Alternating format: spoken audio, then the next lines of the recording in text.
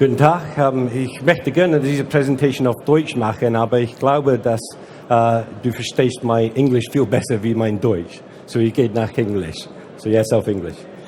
Hello, my name is Andrew Graham. I work for the company AIIM. It's an Association of Information Management. We're a worldwide association with 65,000 members throughout the world. Quite a lot out here in Europe, quite a few in Germany. And we provide education and research, white papers and that kind of stuff for the information management community out there. This is AIIM's view, basically, on a hold of information that we can turn all this information deluge that's coming into us into a productive advantage for us. Using the results from a number of surveys that we've done and carried out across the AIIM community. And I will highlight what we reported as the benefits and the ROIs that this community gave back to us and said that these were the benefits they got out of ECM systems, or what they perceived to be the benefits from ECM systems. What I plan to do over the next 20 minutes is basically spin through the numbers from a few of these surveys and the feedbacks that we've had from these surveys and reports that we've created from this 65,000 AIIM community. It's kind of a reality check of all the good things you've been hearing about in this kind of a conference. And it also provides plenty of takeaway numbers for building a business case in your own organizations.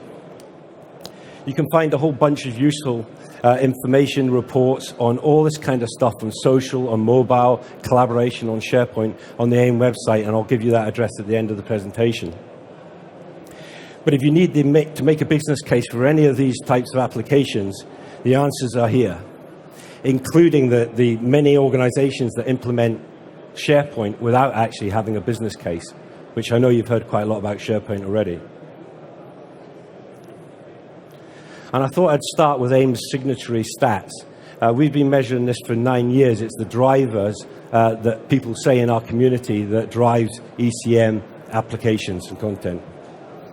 And as you can see, it started out as being a cost as the main driver in blue. And then that compliance thing came in mid-decade last year, but it's tailed off. And it's now really going back to cost. That's what it's saying to us. And a few years ago, we didn't even look at compliance. But as you can see, compliance started off very big, but it's tailed off this year, according to our community.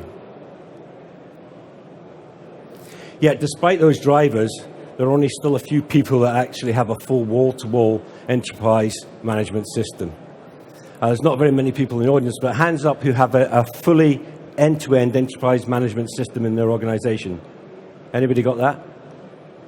No, well, it's very difficult. But it's difficult to find out which is the problem. Is it enterprise-wide the problem, or is it the content that's the problem?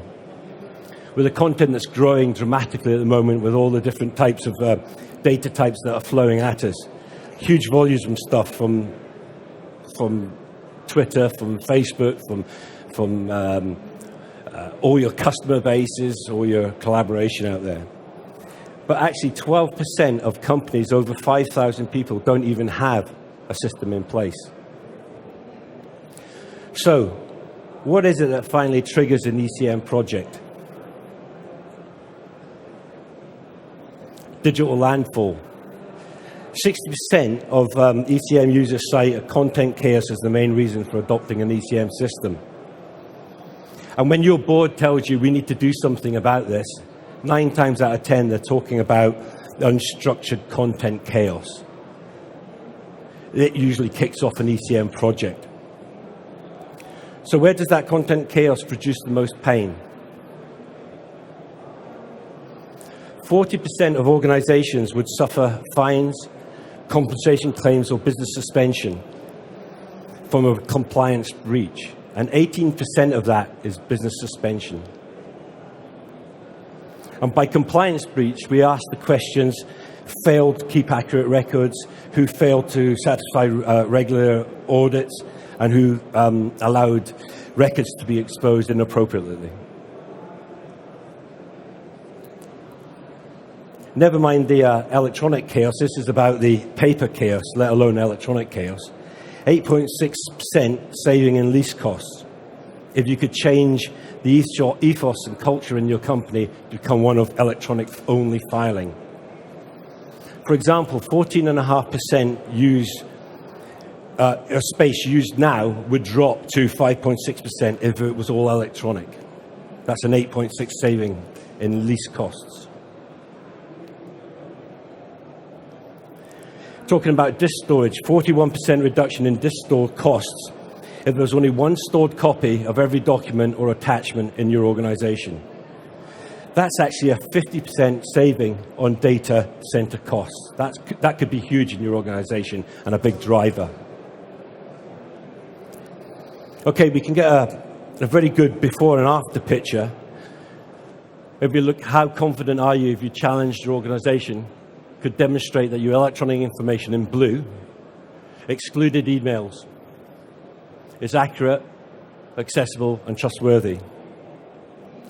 If we split it into people with ECM systems, with those with and without, 66% have no confidence whatsoever in achieving this. And with a full ECM system, only 11% have that confidence.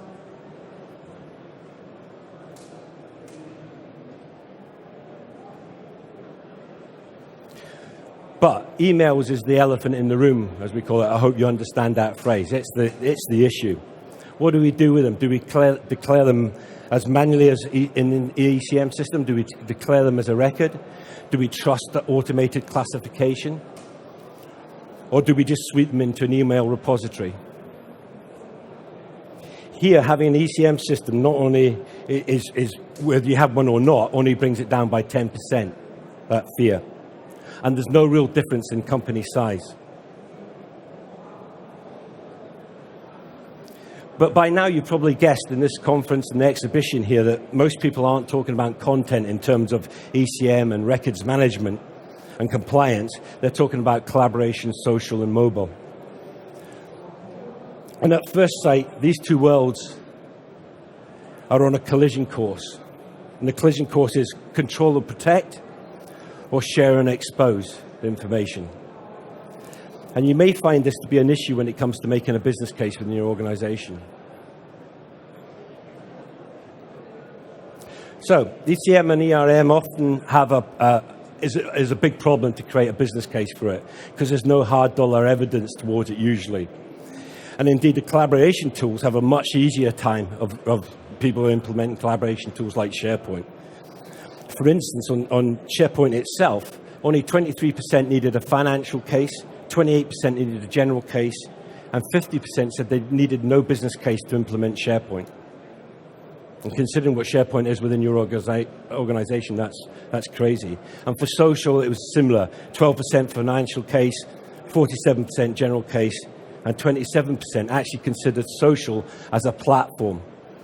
And we didn't measure mobile, but I would estimate that mobile will be exactly the same. Mobile is infrastructure. But at AIIM, we do a lot of measuring of what benefits people find from, or expect to find from these things. So one of the studies we did last year, sponsored by OpenText, was called Capitalizing Content, a Compelling ROI for Change. We usually have big, long numbers for our research. It makes it look better. Yeah? And we asked both users and non-users of different varieties of ECM systems what percentage improvements they had seen or expected to see. And I've deliberately written out the questions longhand so you could read them.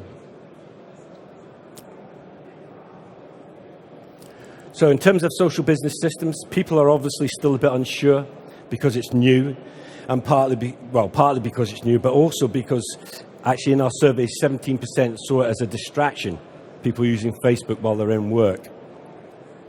So what productivity or staff engagement factor would you put on these abilities to share opinions, find expertise, answer questions, communicate activities via staff blogs, etc.? So 18.2% more productive average. But even if you get 10% more productivity out of 10% of the employees, that's a big benefit.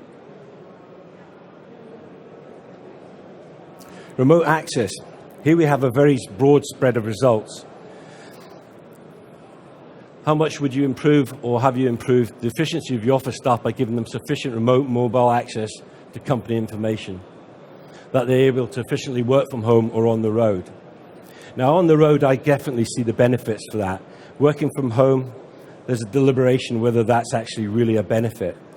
But mind you, with the current climates we have with snow and ash clouds, it's probably a good idea that people can still get to their information even if they are at home. Information findability. Now this one peaks at about 25 to 50% and keeps going from there, as you can see. But I've put a line there, the red line is between 20 and 25%, because it's such a big ask. Only 18% of the folk have federated search within their organization or content analytics. Collaboration, project delivery. Now this area is more people have more experience in it, and 35% have shown an improvement. However, even if timescales and or costs have been reduced by 15%, I've put the line there between 15 and 20%. If the answer to some cases and businesses is closer to 30 to 35% improvement just by setting up a good collaborative, accessible project site platform, that's spectacular if you can get that kind of saving. As well, we see later, this is one of those with experience is putting 4% higher estimation on what they can get out of it. Customer service, and here's another great result. The question says, by how much do you think customer service levels and response times could be or have been improved if all your customer-facing staff could immediately access, share all customer-related, case-related information, right up to the last correspondent? And one of the interesting things is 80% of respondents don't have that today, despite all this investment in CRM we've seen over the years. Admittingly, the challenges have increased with the customers being able to send Twitters, Facebook feeds, as well as emails, phone messages, letters, and all the other types of complaints or communications they have with you. But the benefit here, the actual saving, is nearly a third, which is not necessarily in the call center costs, but in customer service perception. And we've all had the experience of customer services not having correct data on us. So this is important. Workflow, last but not least, this is the most important one really. It's a massive, spectacular result. How much more productive do you think your administrative staff in your organization would be or are if the processes were workflowed using scanned forms or documents with automated document capture? 33.5% said they would be. The line I've drawn there is between 25 and 33%. Admitting the level of investment in workflow is higher, but some of the things we've talked about, higher than some of the things we've talked about, but the core productivity improvements are there for always. And it's easy to actually work out what the hard dollar ROI is on those. It's staff costs times 33% equals that's what you've saved. And that's why we frequently check our ROI in 18-month cycles, because it's 33%. So now we've put all those different improvements together, we're looking across quite a breadth of a working day. Process, customer service, searching information, project work, remote working, employee engagement, knowledge share. And what's coming out overall is an improvement between 18 and 36%. So centering around about 25%. We also see in the dark blue, the users, and light blue non-users, is that the benefits of workflow and projects tend to be underestimated, whereas customer service and social and business tend to be pretty much in the same, and the only bit that needs a little bit of restraint in terms of their aspiration is enterprise search and remote access. It needs a little restraint. So I hope with those numbers we help build a business case for your own companies, whether it's content management, social or mobile. But before we extract the most value out of these new and trendy applications and processes, we simply need to get the damn paper out of the process. That's where we should start. And we have paper-free day tomorrow, so remember that. And most companies, we need to kick the paper out of the processes. Most companies either aren't or doing that, or they have or they're not doing it enough within their processes and not getting enough paper out. And over half reported that a mere 10% of their processes could be paper-free. How about you? Paper-free. And that's information you should gather from all the vendors around this place, because AIIM, we're vendor agnostic. We don't align ourselves to any of the vendors. The process revolution is from paper to PC to tablet now. And in this revolution, every revolution actually needs a manifesto, and I encourage you to download my CEO's manifesto, Occupy IT. It's John Mancini's the CEO, and he wrote this with the 5 points. And these are the 5 points that we believe in. Commit to the cloud, mobilize everything, make everything social, digitize everything that moves, and prepare for information management on a massive scale. And that's something I'll be talking about tomorrow with Project Consults. And just a couple of points on AIIM. AIIM created a certification called, sorry, it hasn't moved, a CIP, Certified Information Professional. And I would encourage you to either become certified or have a certified information professional within your organization, because the benefits are quite clear.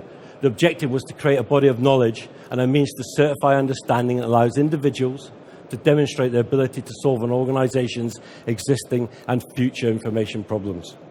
In simple terms, the CIP allows an individual or an employee to demonstrate their understanding of where their expertise is within the broader part of the organization, bringing technical and business together.